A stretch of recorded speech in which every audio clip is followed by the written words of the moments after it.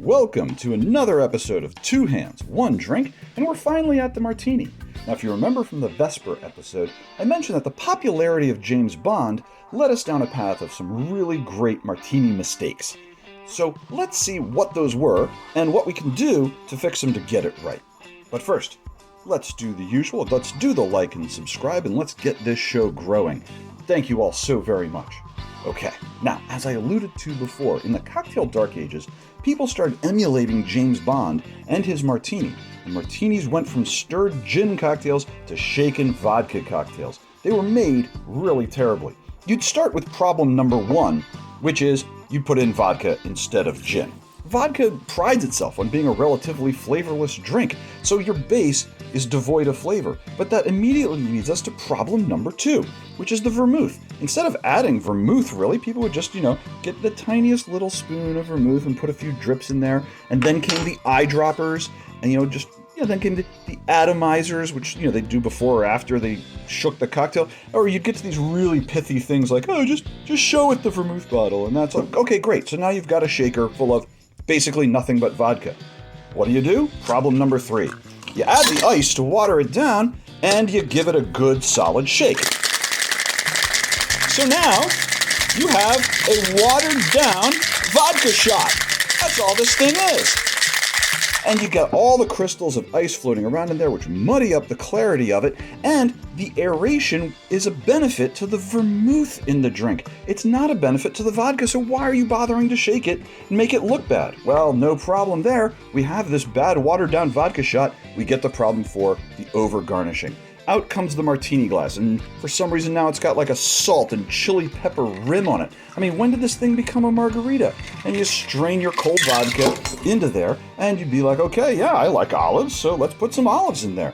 No, wait, I said I like olives. Let's put olives in there. No, wait, I wanted them to be feta stuffed olives, so let's go with that. And, how about some pickled garlic? And it's the 90s. I like spicy things. Let's throw that in there. Did someone say capers? Oh, fantastic. No, dirty it up, man. I want that there. Give me some more olives while we're at it. Let's olive this thing up. And, let's make an antipasto salad out of it while we're there. I mean, come on, that's what we're talking about. Hey, this is not a cocktail. This is just a watered-down alcoholic antipasto salad! Ah!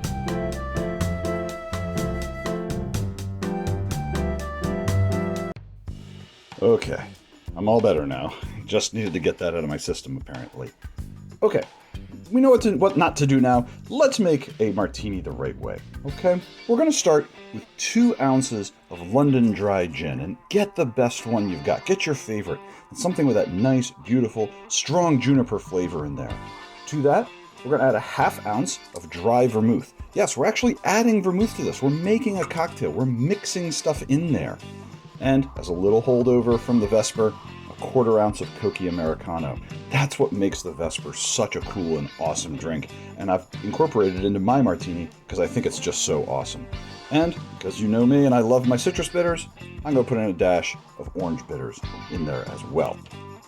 Okay, we're going to add our ice to that, and it's a stirred cocktail. So we're going to give it the usual set of stirs.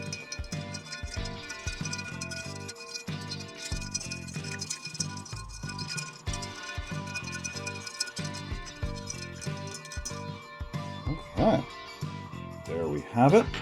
We're going to strain this beautiful clear martini to a nice chilled martini glass. Oh, look how clear and gorgeous that drink is. Oh my God. Now, it's time to garnish it.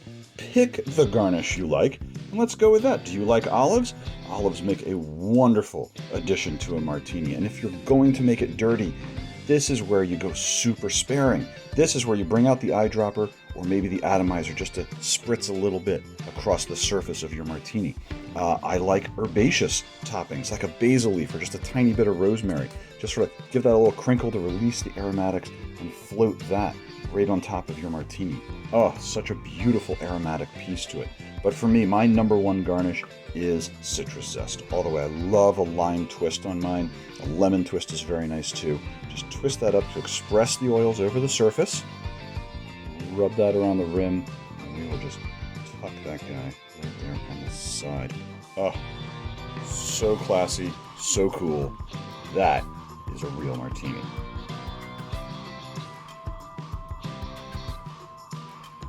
Oh my God. Simple, clean, elegant, and most importantly, delicious. Finding your own recipe to make a martini all your own is so simple. Just start with that base of 2 ounces of gin, and then start playing with the vermouth levels. The amounts go up and down, and you can mix. You see I put 2 different types in here for myself, and you'll soon find the ratio that works beautiful with yours. But just make sure the vermouth is present so it's part of the cocktail.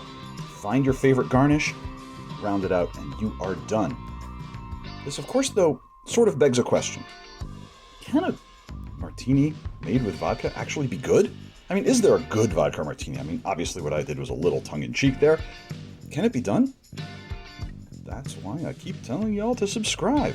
So hit that subscribe button, and let's see what happens from here, okay? Otherwise, get yourself a real martini, folks. I hope you enjoy.